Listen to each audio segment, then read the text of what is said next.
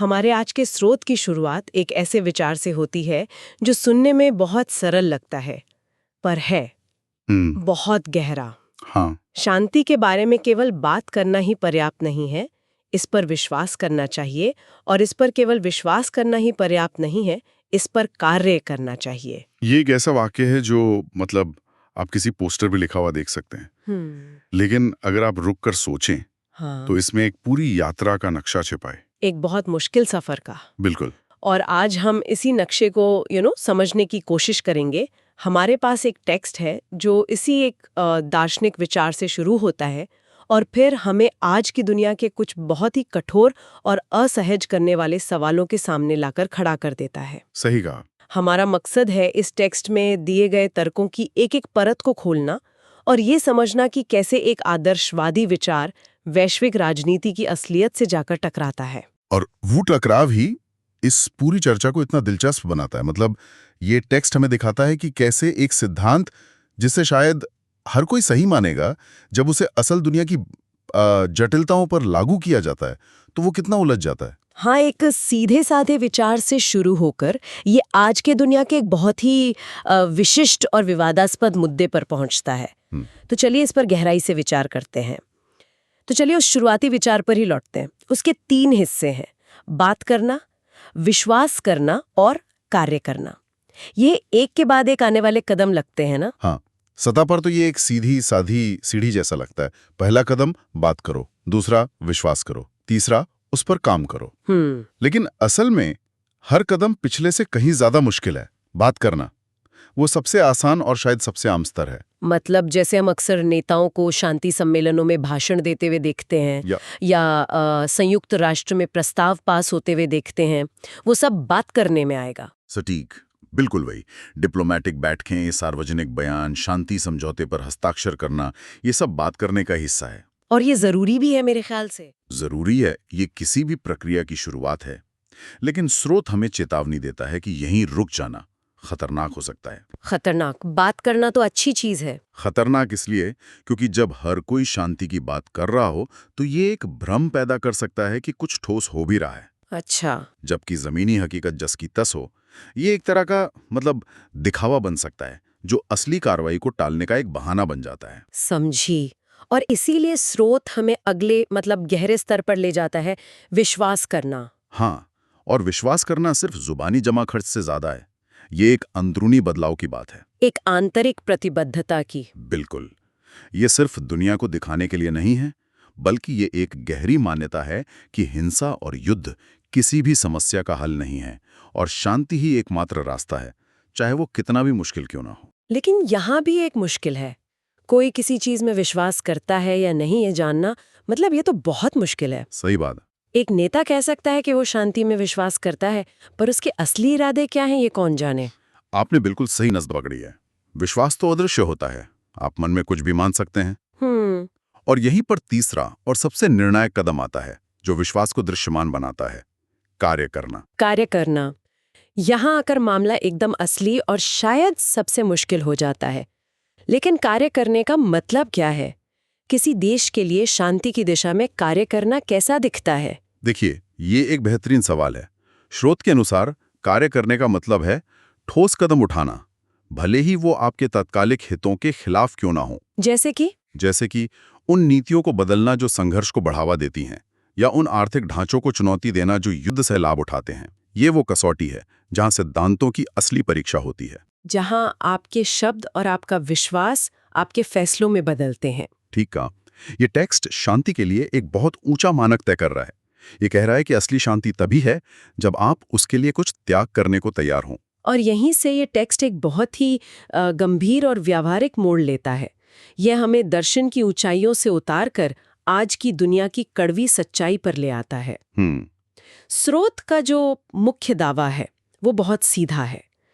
विकसित देशों के प्रमुख हथियार उद्योग दुनिया भर में अपने स्वार्थ के लिए कई युद्धों की निरंतरता पर प्रतिकूल प्रभाव डाल रहे हैं। ये तो एक बहुत बड़ा आरोप है। हाँ, और इस आरोप को समझने के लिए इसके शब्दों को खोलना बहुत जरूरी है। इसमें कुछ मुख्य हिस्से हैं। पहला, विकसित देश, यानी दुनिया के वो बड़े देश जो सबसे ज्यादा हथियार बनाते और बेचते हैं। सही। दूसरा, प्रमुख हथियार उद्योग, मतलब वो बड़ी बड़ी कंपनियां जिनका पूरा कारोबार ही हथियारों पर टिका है। तीसरा, स्वार्थ। मतलब आर्थिक लाभ, पैसा और प्रभाव भी। और चौथा, जो शायद सबसे महत्वपूर्ण है, युद्धों की निरंतरता। युद्धों की निरंतरता, ये शब्द सुनकर ही अजीब लगता है। मतलब स्रोत ये नहीं कह रहा कि ये उद्योग युद्ध शुरू करते हैं, बल्कि उन्हें जारी रखने में भूमिका निभाते हैं। बिल्कुल, और यही इस तर्क का केंद्र है। ये एक बहुत ही बारीक लेकिन महत्वपूर्ण फर्क है। स्रोत का इशारा एक ऐसी प्रणाली की तरफ है जो संघर्ष के समाधान से नहीं, बल्कि उसके लंबे समय तक चलने से मुनाफा कमाती है। ठीक वही। सोचिए, अगर कोई युद्ध जल्दी खत्म हो जाए तो हथियारों, गोलियों, मिसाइलों की जरूरत भी कम हो जाएगी। लेकिन अगर कोई संघर्ष सालों साल चलता रहे तो हथियारों की मांग बनी रहेगी। अच्छा, तो इसे समझने के लिए मैं एक एनालॉजी सोच रही थी।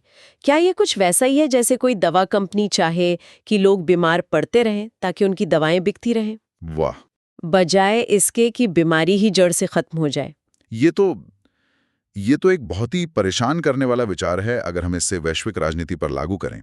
ये एक बहुत सटीक एनालॉजी है और उतनी ही परेशान करने वाली भी, क्योंकि ये दिखाता है कि कैसे एक प्रणाली जानबूझकर या अनजाने में एक ऐसी स्थिति को बनाए रखने के लिए काम कर सकती है जो नैतिक रूप से भयावह है लेकिन आर्थिक रूप से बेहद फायदेमंद है। और ये सिर्फ हथियारों की बिक्री तक सीमित नहीं है ना? नहीं, बिल्कुल नहीं, इससे भी आगे है। सोचिए, लंबे समय तक चलने वाले संघर्षों में सिर्फ नए हथियारों की जरूरत नहीं पड़ती। अच्छा। उन हथियारों के रखरखाव, उनके स्पेयर पार्ट्स, उन्हें चलाने की ट्रेनिंग और समय समय पर होने वाले अपग्रेड्स, इन सब की भी लगातार जरूरत पड़ती है। ये एक पूरा इकोसिस्टम है जो स्थिरता से नहीं, अस्थिरता से चलता है। तो जब स्रोत निरंतरता की बात करता है तो वो एक बार की बिक्री की नहीं, वो एक लंबे और आकर्षक सब्सक्रिप्शन मॉडल की बात कर रहा है, जहां ग्राहक यानी संघर्ष में शामिल पक्ष लगातार आपके उत्पाद पर निर्भर रहते हैं। वाह, सब्सक्रिप्शन मॉडल! मैंने इस तरह से कभी नहीं सोचा था। ये तो पूरे समीकरण को ही बदल देता है। इसका मतलब तो ये हुआ कि शांति इन उद्योगों के बिजनेस मॉडल के लिए एक सीधा खतरा है। स्रोत का तर्क यही है, जब आपका पूरा व्यवसाय ही हथियारों की बिक्री पर आधारित हो तो स्थायी शांति आपके लिए अच्छी खबर नहीं है। और ये स्वार्थ सिर्फ पैसों का नहीं है जैसा आपने कहा। नहीं, ये प्रभाव का भी है, राजनीतिक शक्ति का भी है और वैश्विक मंच पर अपनी प्रासंगिकता बनाए रखने का भी। ये उद्योग अपने देशों में लाखों लोगों को रोजगार देते हैं, सरकारों पर उनका गहरा प्रभाव होता है और उनकी लॉबिंग बहुत शक्तिशाली होती है। तो अगर एक तरफ ये शक्तिशाली आर्थिक स्वार्थ है जो संघर्ष को बनाए रखना चाहता है और दूसरी तरफ शांति की दलीलें हैं, तो ये तो सिर्फ अर्थशास्त्र का नहीं बल्कि नैतिकता का सवाल बन जाता है ना? बिल्कुल, और यहीं पर टेक्स्ट अपना सबसे तीखा और अंतिम सवाल पूछता है। क्या? आज के अंतर्राष्ट्रीय क्षेत्र में निरंतर चल रहे संघर्षों को रोकने के लिए शक्तिशाली राष्ट्रों के नैतिक विचार क्या हैं? ये सवाल सीधा उन देशों की जिम्मेदारी पर उंगली उठा रहा है। हाँ, ये सवाल सीधे तौर पर हथियार उद्योग के कथित आर्थिक स्वार्थ को उन शक्तिशाली देशों की नैतिक जिम्मेदारी से जोड़ता है। ये महज एक आर्थिक विश्लेषण नहीं है, बल्कि ये गहरा नैतिक प्रश्न है। यह हमें सोचने पर मजबूर करता है कि क्या शक्तिशाली राष्ट्रों के आर्थिक हितों और उनके नैतिक दायित्वों के बीच मतलब कोई सीधा टकराव है? हाँ, क्या एक टकराव है? मतलब क्या एक देश एक ही समय में दुनिया का सबसे बड़ा हथियार निर्यातक और शांति का दूत दोनों हो सकता है? स्रोत इसी विरोधाभास की ओर इशारा कर रहा है। सही कहा, ये उसी तनाव को उजागर करता है।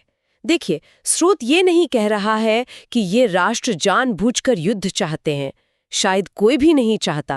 लेकिन ये सवाल उठा रहा है कि क्या उनके आर्थिक हित उन्हें उन ठोस कार्यों को करने से रोक रहे हैं जो शांति ला सकते हैं?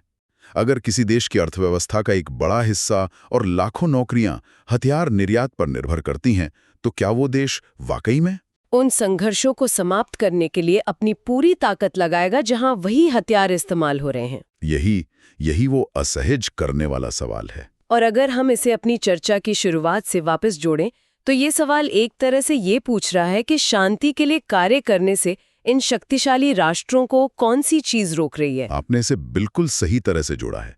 अगर शांति के लिए बात करना, विश्वास करना और कार्य करना जरूरी है, तो ये सवाल असल में यही पूछ रहा है कि उस अंतिम और सबसे महत्वपूर्ण कार्य वाले चरण में क्या बाधा आ रही है।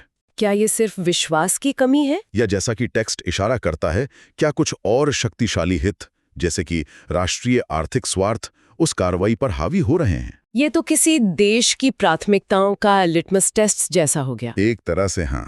ये सवाल उन राष्ट्रों की प्राथमिकताओं पर एक स्पॉटलाइट डालता है। क्या उनकी पहली प्राथमिकता अपने नागरिकों की आर्थिक भलाई है, जो शायद हथियार उद्योग से जुड़ी हो, या फिर वैश्विक शांति और मानवता की भलाई है, भले ही उसकी आर्थिक कीमत चुकानी पड़े? इन दोनों के बीच एक गहरा नैतिक संघर्ष है। स्रोत के अनुसार हाँ। और ये दिखाता है कि शांति की राह में सबसे बड़ी बाधा शायद नफरत या विचारधारा न हो, बल्कि एक ठंडी, तर्कसंगत आर्थिक गणना हो। तो ये सब हमें कहाँ ले जाता है? हमने एक सार्वभौमिक और आदर्शवादी आह्वान से शुरुआत की थी कि शांति के लिए बात करना, विश्वास करना और काम करना जरूरी है। और फिर हमने देखा कि कैसे स्रोत उस सिद्धांत को आज की दुनिया की एक तीखी आलोचना पर लागू करता है। हाँ, ये टेक्स्ट एक सीधी रेखा खींचता है, एक सुंदर विचार से लेकर एक बहुत ही जटिल और असुविधाजनक हकीकत तक। ये उन आर्थिक प्रेरणाओं की ओर इशारा करता है जो शांति की राह में सबसे बड़ी असंरचनात्मक बाधा बन सकती हैं। ये एक ऐसी दुनिया की तस्वीर पेश करता है जहां शांति के बारे में बात तो सब करते हैं, शायद कुछ देश उसमें विश्वास करने का दावा भी करते हो, लेकिन जब कार्य करने की बारी आती है तो संघर्ष की अर्थव्यवस्था इतनी शक्तिशाली हो जाती है कि वो शांति की कोशिशों पर भारी पड़ जाती है। स्रोत में प्रस्तुत मुख्य तनाव यही है, शांति का आदर्श बनाम एक ऐसी वैश्विक अर्थव्यवस्था की कथित हकीकत जहां शक्तिशाली उद्योग और उनसे जुड़े राष्ट्र संघर्ष से अप्रत्यक्ष रूप से ही सही पर लाभ कमाते हैं। और ये स्पष्ट करना जरूरी है कि ये दृष्टिकोण हमें दिए गए टेक्स्ट का है। हाँ बिल्कुल, ये एक बहुत ही आलोचनात्मक नजरिया पेश करता है। ये हमें इस संभावना पर विचार करने के लिए मजबूर करता है कि वैश्विक शांति की कमी सिर्फ इच्छा शक्ति या कूटनीति की विफलता का परिणाम नहीं है, बल्कि इसके पीछे गहरी संरचनात्मक और आर्थिक वजह भी हो सकती हैं। ये एक ऐसा विचार है जिसे आसानी से हजम नहीं किया जा सकता। ये बहुत निराशाजनक भी लग सकता है। और शायद यही इसका उद्देश्य है। ये हमें आसान जवाबों से आगे देखने के लिए उकसाता है।